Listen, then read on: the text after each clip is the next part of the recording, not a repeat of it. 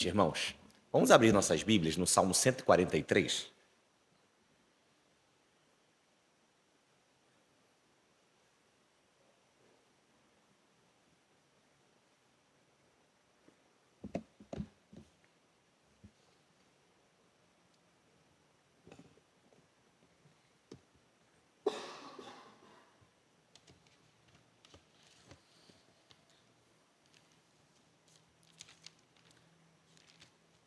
Ao trazer o estudo, eu pensei em fazer um breve resumo a respeito do que temos estudado na Epístola aos Gálatas, mas eu penso que a maioria dos irmãos que frequentam as quintas-feiras não são da classe de novos membros, por exemplo, são irmãos já maduros na fé, enfim, e as aulas eu acho que têm sido bem esclarecedoras, eu não vi nada que nós poderíamos acrescentar, eu acho que eu acabaria sendo redundante ou fazendo muitas aplicações práticas na igreja atual, por exemplo. Pensei em fazer isso, como Paulo se dirigindo à igreja brasileira, por exemplo, à igreja moderna, quais seriam as aplicações práticas da carta de Paulo aos Gálatas, mas eu preferi abrir um parêntese aqui, deixa para o Túlio, quando ele voltar na quinta-feira que vem, ele seguir a epístola, e aí nós podemos meditar muito brevemente no Salmo 143,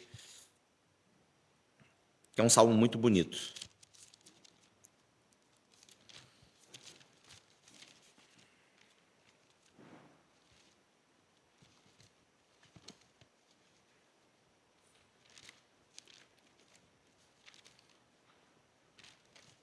Diz assim a palavra do Senhor: Ó Senhor, ouve a minha oração, inclina os ouvidos às minhas súplicas. Escuta-me segundo a tua verdade e segundo a tua justiça. E não entres em juízo com o teu servo, porque à tua vista não se achará justo nenhum vivente. Pois o inimigo perseguiu a minha alma, atropelou-me até ao chão, fez-me habitar na escuridão como aqueles que morreram há muito. Pois que o meu espírito se angustia em mim, e o meu coração em mim está desolado.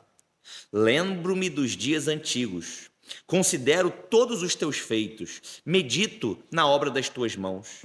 Estendo para ti as minhas mãos, a minha alma tem sede de ti, como terra sedenta. Ouve-me depressa, ó Senhor, o meu espírito desmaia. Não escondas de mim a tua face, para que não seja semelhante aos que descem a cova. Faze-me ouvir a tua benignidade pela manhã, pois em ti confio. Faze-me saber o caminho que devo seguir, porque a ti levanto a minha alma. Livra-me, ó Senhor, dos meus inimigos. Fujo para ti, para me esconder. Ensina-me a fazer a tua vontade, pois és o meu Deus. O teu espírito é bom, guie-me por terra plana. Vivifica-me, ó Senhor, por amor do teu nome, por amor da tua justiça, tira minha alma da angústia. E por tua misericórdia, desarraiga os meus inimigos e destrói a todos os que angustiam a minha alma, pois sou teu servo. Esse provavelmente é um salmo de Davi.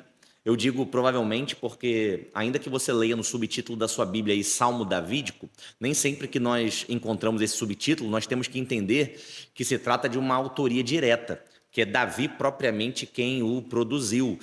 Talvez nós possamos entender que ele foi feito por outra pessoa, porém no espírito em que Davi compunha os seus salmos. Porém, esse salmo eu acredito que, enfim, por diversas evidências que nós não precisamos trazer aqui hoje, mas eu acredito que esse salmo é um salmo escrito, é um salmo de autoria de Davi, desde o Salmo 40 até o Salmo 143, perdão, do Salmo 140 ao 143, essa sequência de 4 salmos, são 4 salmos de lamentações individuais. Isso porque há salmos, né? Que foram compostos como lamentações, ou uma lamentação da nação de Israel como um todo.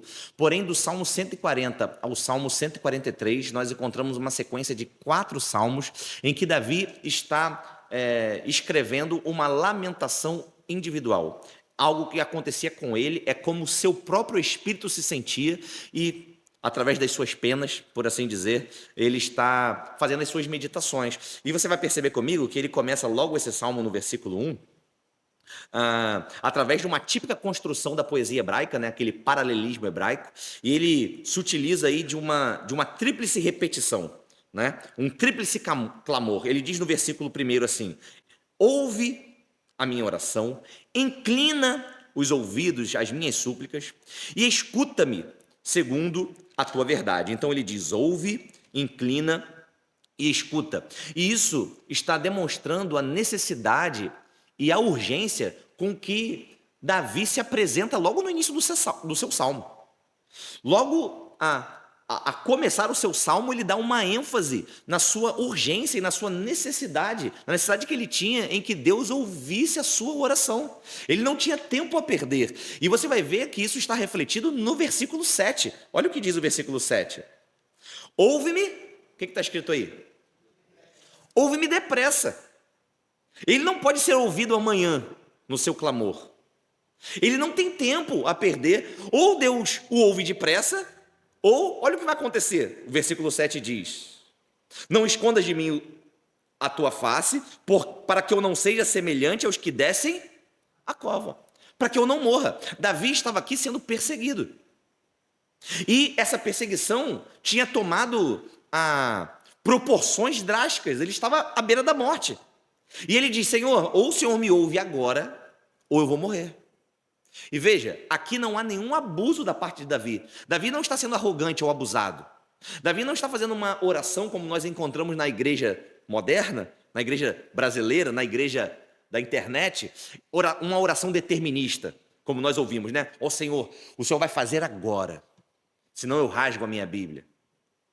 O Senhor vai fazer agora, em nome de Jesus. Aí eu utilizo o nome de Jesus como se fosse um poder encantado, tivesse uma certa mística no nome, e através daquele nome as coisas florescessem. Davi não está sendo determinista e abusado e arrogante.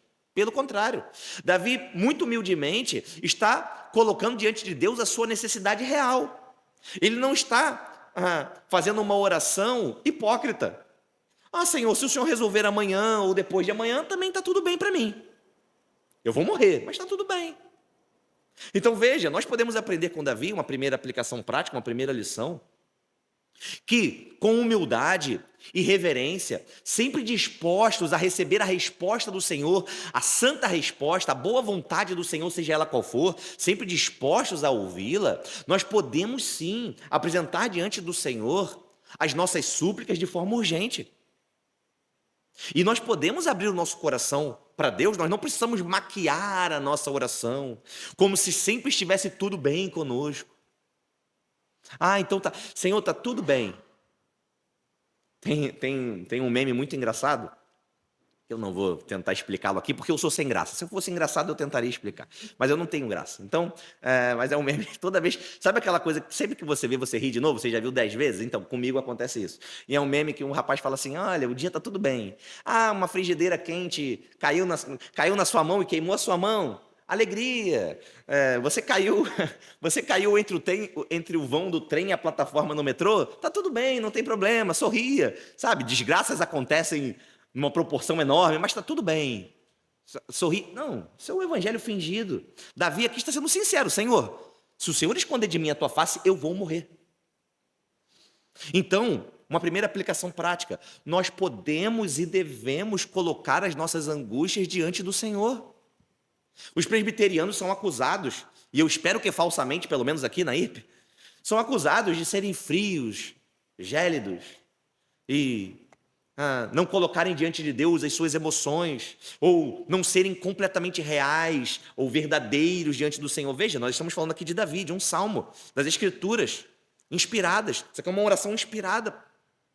E Davi está dizendo: Senhor, salva-me depressa. E ele utiliza o paralelismo no primeiro versículo: ouve-me, inclina os teus ouvidos, me ouve, eu estou clamando.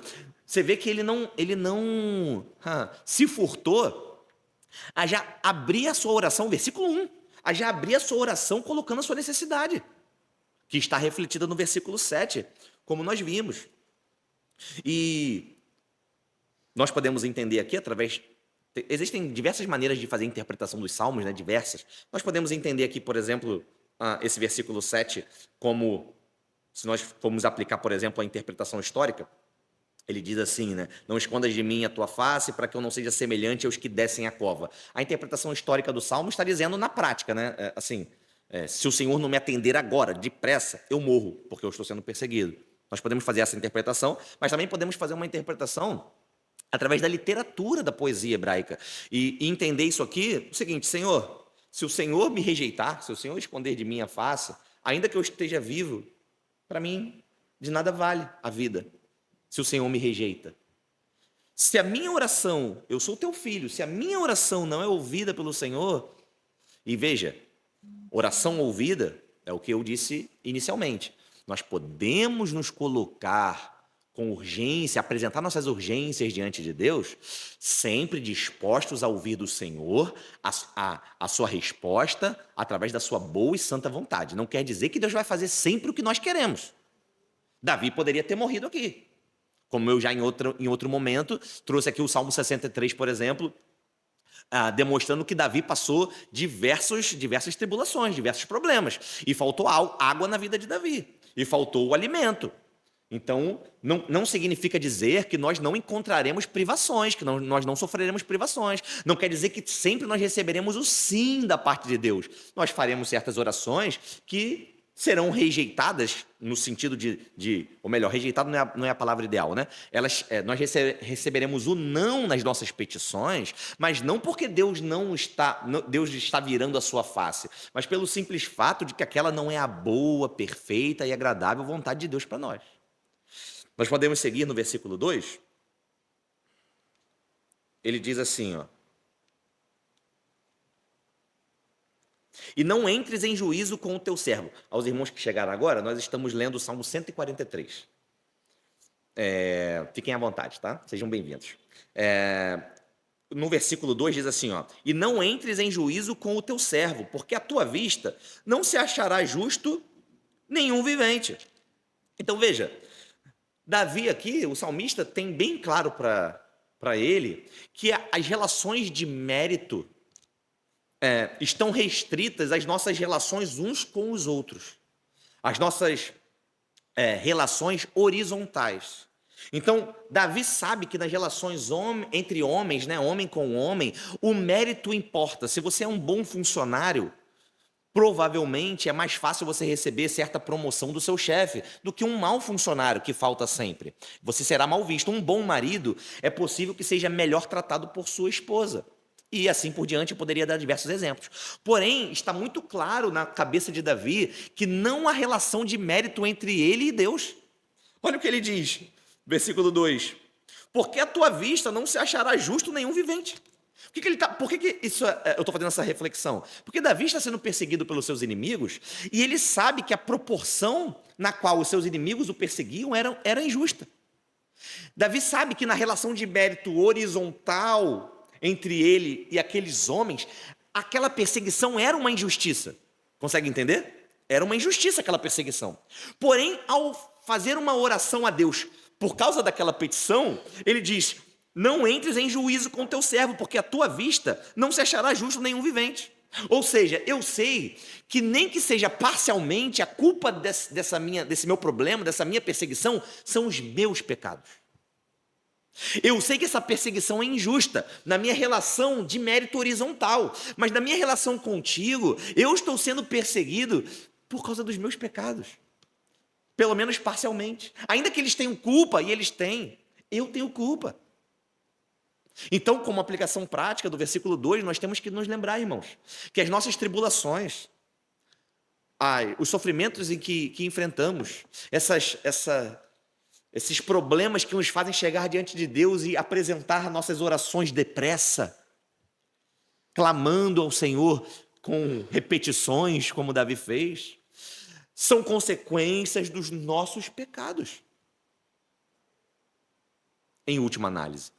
Ainda que haja certas coisas e certas circunstâncias nesse mundo que sejam injustas. De fato, às vezes os homens nos tratam com injustiça.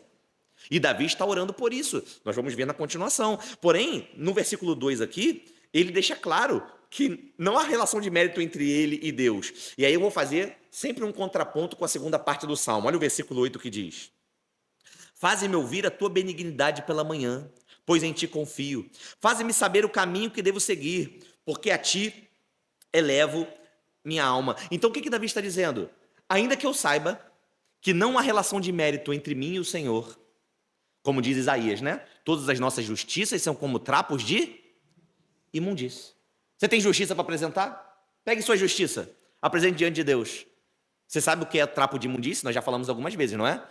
O trapo de imundície no qual trata Isaías nos dias de hoje, é como se fosse o absorvente da mulher. Desculpe a palavra se é ofensiva. Mas o que ele está dizendo é o seguinte: aquele pano com o qual a mulher cobria o seu fluxo de sangue mensal, sabe a tua justiça? É aquilo ali. É um esgoto aberto, é uma fossa aberta, é um sumidouro ao ar livre. São as nossas justiças.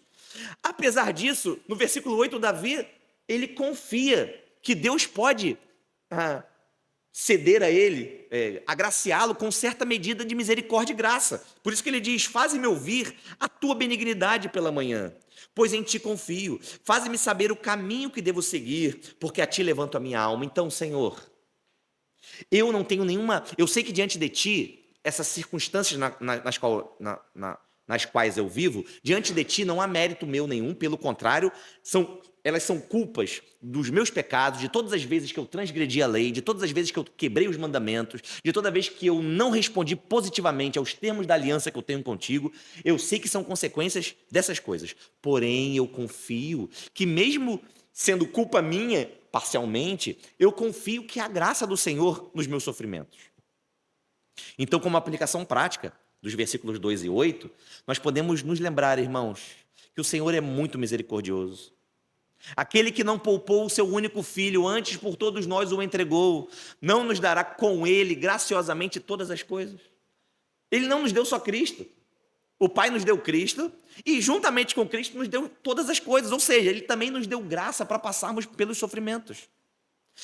Ainda que você esteja sofrendo como consequência do seu pecado, ainda que você esteja passando por momentos difíceis, a graça do Senhor, a misericórdia do Senhor para nós, mesmo em meio a essas circunstâncias. Versículo 3. Vamos ler. Pois o inimigo perseguiu a minha alma, atropelou-me até o chão, fez-me habitar na escuridão como aqueles que morreram há muito. Vou ler também o versículo 9 junto, fazendo um paralelo. Olha como ele tem relação com o versículo 9. Livra-me, ó Senhor, dos meus inimigos, fujo para ti, para me esconder. Então, no versículo 3, ele usa essa figura de linguagem, né? Aqueles que morreram há muito tempo. Veja, ele não se contenta em se comparar com mortos, mas ele ainda se compara com aqueles que morreram há muito tempo. Ou seja, é um estado de podridão total. Não tem mais jeito. Porém, para Davi, ainda que o estágio de putrefação, não é? O estágio de podridão estivesse no auge, estivesse muito elevado, ainda assim, ele não se furtava de orar ao Senhor. Ele sabia... Obrigado, meu querido.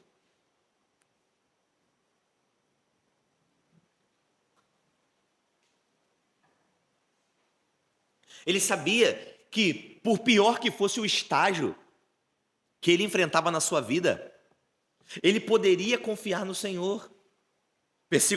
O versículo 9, né? Livra-me, ó Senhor, dos meus inimigos, fujo para ti para me esconder.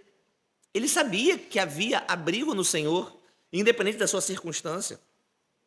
E aí, versículos 4 e 10, diz assim: pois que o meu espírito se angustia em mim, e o meu coração em mim está desolado. Versículo 10. Ensina-me a fazer a tua vontade, pois és o meu Deus. O teu espírito é bom, guie-me por terra plana. Então, até aqui, Davi estava falando a respeito do seu estado exterior, das condições externas do seu sofrimento. Ele diz que os seus inimigos o perseguiam, ele diz que estava à beira da morte, ele diz que a sua situação era terrível e que o Senhor precisava lhe ouvir depressa, porque senão ele morreria. Porém, a partir do versículo 4, ele vai falar do que essas condições externas, do que esses problemas tinham ocasionado dentro dele, no seu interior. Olha o que ele diz: pois que o meu espírito se angustia em mim, e o meu coração está em mim desolado. Esse é um pedido, irmãos, que ele faz no versículo 10, ensina-me a fazer a tua vontade, pois és o meu Deus, o teu espírito é bom, guia-me por terra plana. Esse é um pedido que não deve ser esquecido por nenhum de nós, em nenhum momento.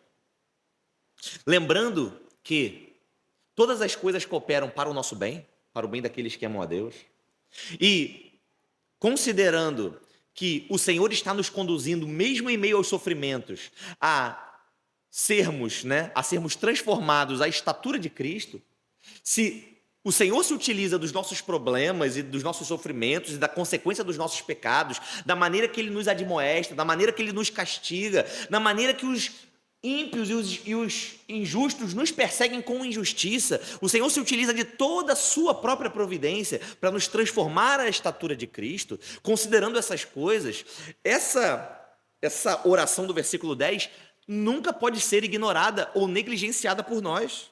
Ensina-me a fazer a tua vontade. Então ele sabia que ainda que ele precisasse de livramento imediato, e ele precisava, tinha que ser depressa, porque senão ele morria. Ele deixou claro, não deixou? Nós lemos ali, ele deixou claro: Senhor, se o Senhor demorar um pouquinho, se chegar depois do meu inimigo, se o meu inimigo chegar primeiro, digamos assim, né? Apenas em termos didáticos, porque o Senhor sempre está em todo lugar, mas se o meu inimigo chegar e o Senhor não vir a minha oração, eu vou morrer. E aí somos eu e o Senhor na glória, mas aqui acaba, morrer. Então assim, por mais que eu precise muito dessa solução imediata, o que eu mais preciso é: ensina-me a fazer a tua vontade, pois tu és o meu Deus. Então não existe, irmãos, emergência maior, não existe emergência maior do que nós aprendermos a fazer a vontade de Deus. E onde está exposta a vontade de Deus? Na sua palavra. O Senhor nos deixou requerimentos muito claros e explícitos daquilo que Ele deseja de nós. O que Deus requer de nós está explícito na sua palavra. A Bíblia, como nós temos dito ultimamente, tanto na escola dominical quanto nas aulas de quinta e nas mensagens de domingo, tanto em 1 João quanto na Epístola aos Gálatas. Aquilo que o Senhor requer de nós está na sua palavra, porque a sua palavra é o nosso manual de prática, não só de fé. Não só de fé.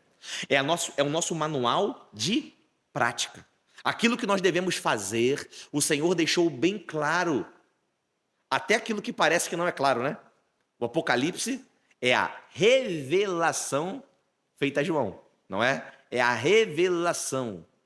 Não é o encobrimento. Encobrimento que veio a João, não é um encobrimento. Não tem ninguém escondendo nada ali, pelo contrário, é a revelação. Deus deixou regras bem claras, bem explícitas daquilo que Ele requer de nós. Aí talvez você diga assim: tudo bem, e o que eu preciso fazer? Primeiro passo é se aplicar diligentemente ao estudo da palavra, dessas regras. Porque como nós falamos no domingo, você não vai poder alegar desconhecimento. Lembre-se que Jesus se utilizou de uma história falando assim: olha, havia 2 servos de um determinado senhor. Um servo, sem saber a vontade de seu senhor, ele não sabia qual era, ele não fez a vontade de seu senhor, ele nem sabia qual era. O outro sabia a vontade de seu senhor, mas ele também não fez. O que Jesus disse que aconteceria com ambos? Aquele que não sabia a vontade de seu senhor e não a fez, receberá poucos açoites. O que sabia a vontade de seu senhor e não a fez, receberá muitos açoites. Porém, nós devemos sempre considerar que aquele que não sabia a vontade de seu senhor não foi poupado. Ele recebeu açoites, só que ele recebeu poucos açoites. Na medida do seu conhecimento, ele recebeu poucos açoites. Ele foi pouco punido. Ele teve uma punição menor do que aquele que tinha maior conhecimento. Porém, ambos foram punidos. Por quê? Porque nós fomos colocados nessa terra pelo Senhor. É a resposta número 1 do Catecismo Maior de Westminster, né? O fim supremo do homem. Nós fomos colocados nessa terra para a sua glória. Para a sua glória. Ou seja, se você alega que não tem tempo para se aplicar à palavra de Deus, no mínimo, você está descumprindo a razão de ter sido criado. Então, assim, você tem tempo para sua mulher, você tem tempo para o seu marido, você tem tempo para o seu filho, você tem tempo para os seus pais, você tem tempo para o seu trabalho, você tem tempo para o seu lazer. Nós sempre temos tempo para aquilo que queremos. Você tem tempo para maratonar série, você tem tempo para ver vídeo na internet, mas aí você alega, seja qual for o motivo, que você não tem tempo para se aplicar diligentemente à lei de Deus, à palavra de Deus. Então, você provavelmente, e eu sempre que eu falo você, estou falando de mim, né? Eu e você, nós, todos nós, estaremos sujeitos aos açoites na proporção em que fomos negligentes também, não só desobedientes. Então, Davi faz um pedido: ensina-me a fazer a tua vontade, pois és o meu Deus. E aí ele vai fazer um contraste entre o seu espírito e o espírito de Deus. No versículo 4 ele diz: o meu espírito está abalado. Olha o que ele diz: se angustia em mim, meu coração está desolado. Aí quando ele vai falar no versículo 10 do espírito de Deus, ele diz: o teu espírito é bom, guia-me por terra plana. Todos os comentaristas dizem que nós não podemos saber até que ponto o salmista estava fazendo algum tipo de referência à doutrina do Espírito Santo, né, no Novo Testamento. Lembre-se aqui que nós estamos falando aqui de 3.000 anos, 3.500 anos atrás, né? Antes de Cristo, não, 1.000 anos antes de Cristo, provavelmente, 1.000 e alguns anos antes de Cristo. Na verdade, os salmos talvez tenham sido fechados até depois, 700 anos antes de Cristo, enfim. Mas aqui nós não sabemos o quanto de doutrina do Espírito Santo no Novo Testamento estava sendo aplicada aqui, uma vez que é um livro inspirado, o salmo é inspirado, pode ser que o próprio Espírito estivesse inspirando ele a falar dessa doutrina, mas provavelmente não. Mas o que ele tem convicção é que o Espírito de Deus é capaz de guiá-lo por terra plana, por um caminho reto. Então ele pede: ensina-me a fazer a tua vontade e guie-me pelo teu espírito é bom, guie-me por terra plana. Não parece muito com com aquilo que nós confessamos, não é? Que as escrituras, através da iluminação do Espírito Santo, nos permitem ter conhecimento da vontade de Deus e fazer a vontade de Deus? Não parece muito com aquilo que confessamos? Então ele está dizendo: ensina-me e que o teu Espírito me guie por terra plana. E aí nós vamos chegar no versículo 5, penúltimo ponto. Lembro-me dos dias antigos, considero todos os teus feitos, medito na obra das tuas mãos.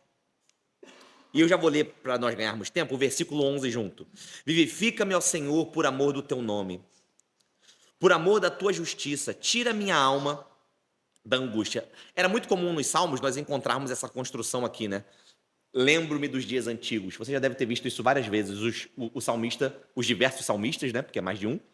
Os salmistas fazendo essa referência: Senhor, as tuas obras no passado, como o Senhor destituiu reis e consagrou reis, como o Senhor fez maravilhas em Israel.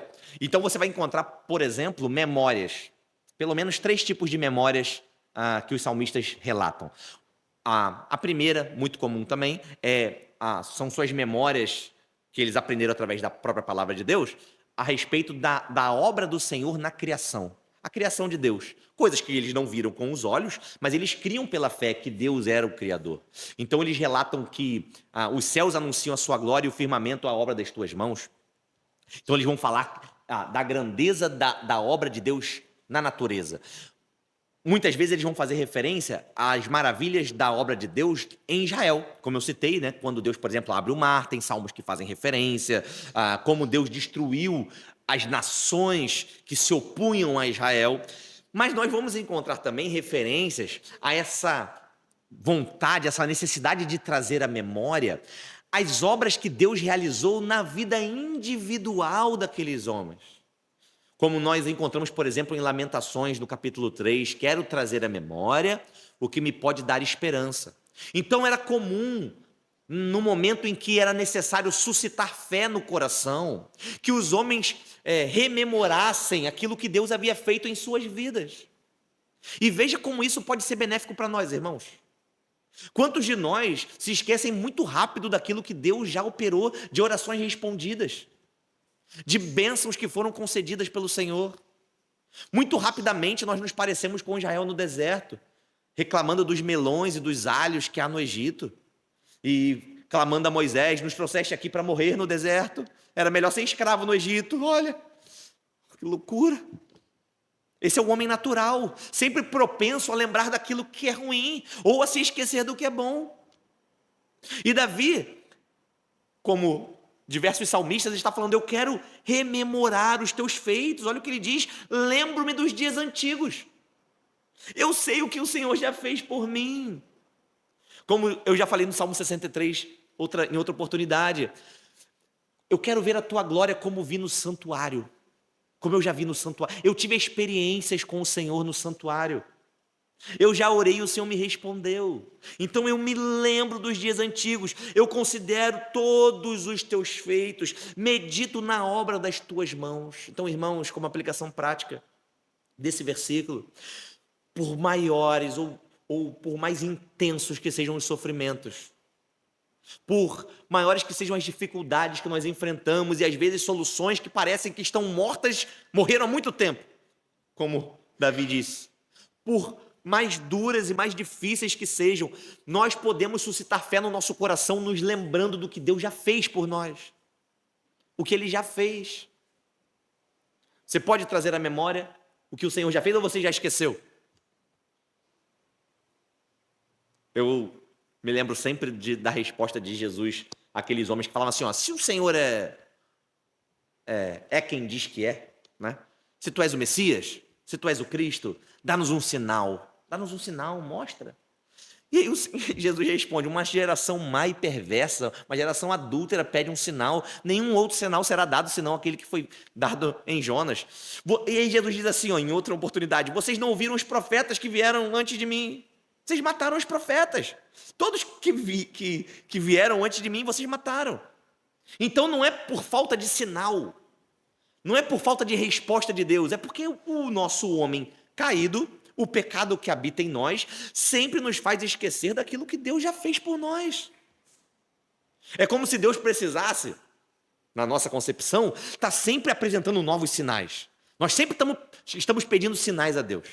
Senhor, pode fazer um sinal novo hoje? Para a minha fé. Aí passa mais um tempo, Deus já respondeu. Senhor, pode fazer mais alguma coisa diferente? Eu quero ver aqui alguma coisa diferente.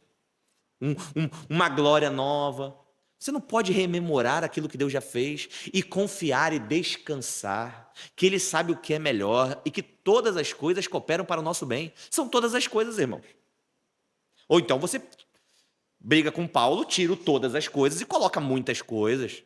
Substitui a palavra, coloca uma outra palavra qualquer. Mas lá diz que todas as coisas cooperam para o bem. Não há exceção. Então a tribulação coopera para o bem? Coopera. Então a consequência do meu pecado coopera para o meu bem? Coopera para o meu bem. Então a minha falta de dinheiro coopera para o meu bem? Coopera para o meu bem. Seja o que for que aconteça na sua vida, coopera para o seu bem. E que bem é esse? É que nós sejamos transformados à estatura de Cristo. Cooperar para o teu bem não é você amanhã acordar e ter 1 milhão na tua conta. Isso aí não é isso aí, não. Isso aí não é cooperar para o teu bem. Tá? Ó, o solteiro tá lá, Senhor, vai cooperar para o meu bem. Amanhã entra a Cinderela aqui, entendeu? Não é isso, não. Isso não tem nada a ver com cooperar. Pode acontecer, Deus queira. Mas isso não é cooperar para o bem. Cooperar para o bem é, seja o que for que você está passando, isso vai redundar em maior glória para o Senhor. E você vai ser transformado à estatura de Cristo. Pode não parecer, mas você está sendo paulatinamente, gradativamente, aos pouquinhos, eu e você estamos sendo transformados à estatura de Cristo, mesmo em meio às dificuldades. E para fechar, o versículos 6 e 12. O 6 e 12 eu vou fazer ainda. Essa divisão eu não encontrei em lugar nenhum, tá? Nenhum comentarista fazendo. Eu que lendo o Salmo, penso que nós também devemos aplicar o nosso coração para entender aquilo que está escrito. E apenas para fins didáticos e para nós ganharmos tempo e podermos ir de 2 em 2, no tempo que nós temos proposto às quintas-feiras, eu fiz essa divisão e você perceba que tem sempre uma referência com a primeira parte do Salmo e a segunda. Aí o versículo 6 ele diz assim, ó: estendo para ti as minhas mãos. Pode parar por aqui. Estendo para ti as minhas mãos. Primeira parte, a parte A do versículo 12.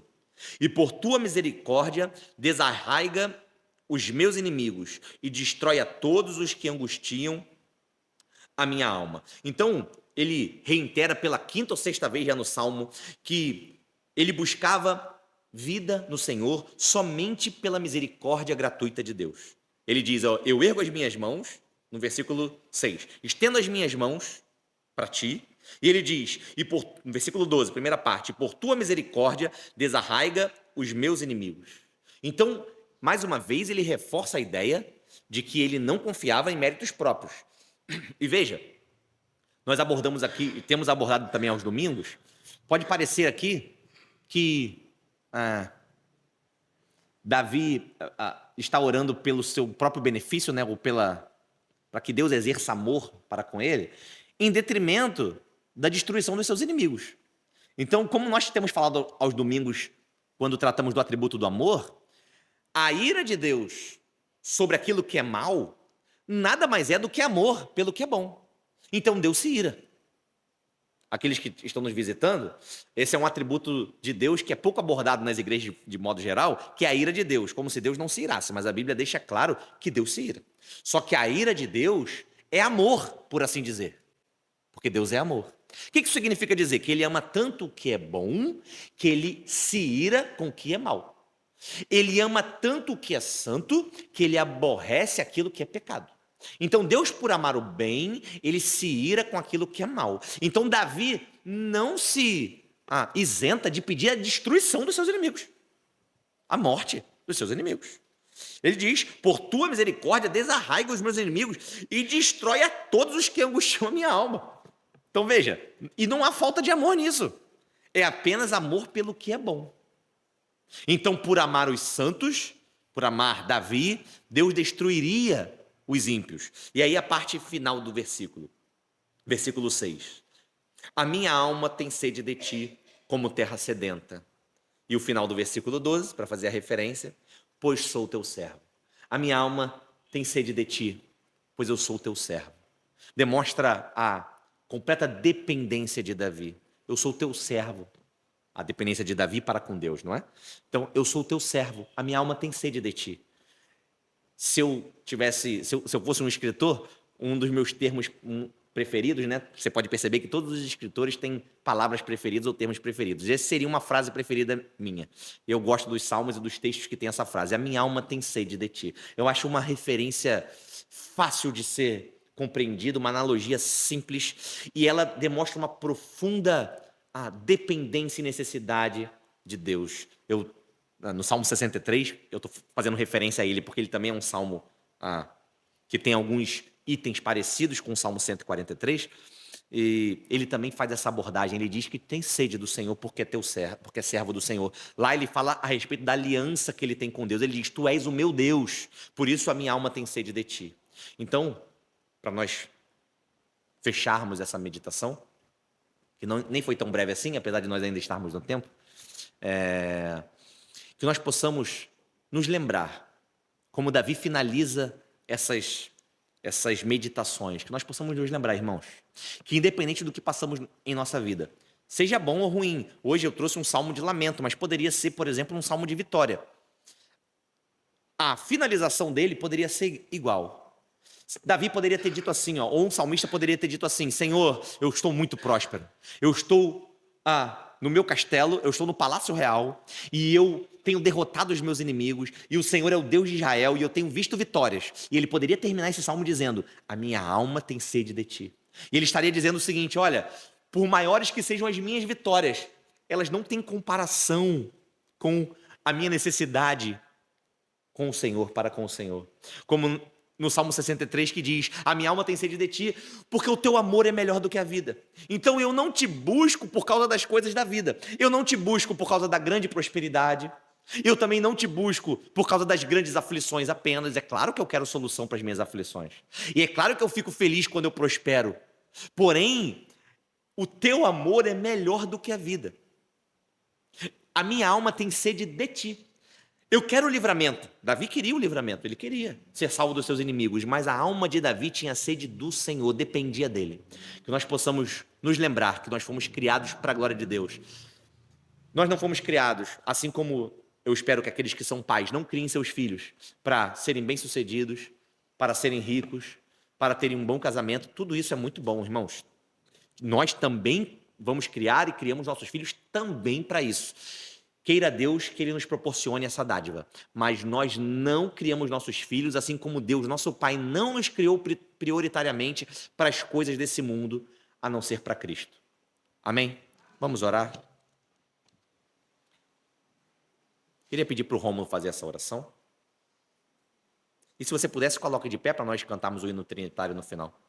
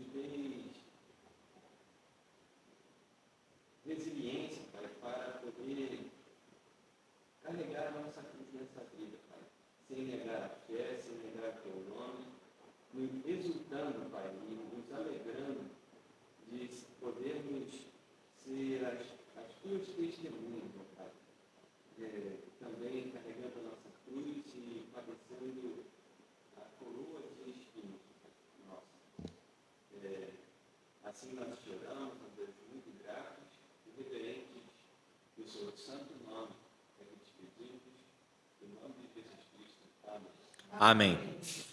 Glória seja ao Pai, ao Filho e ao Santo Espírito, como era no princípio e hoje para sempre, eternamente. Amém. Amém. Amém, irmãos. Deus abençoe.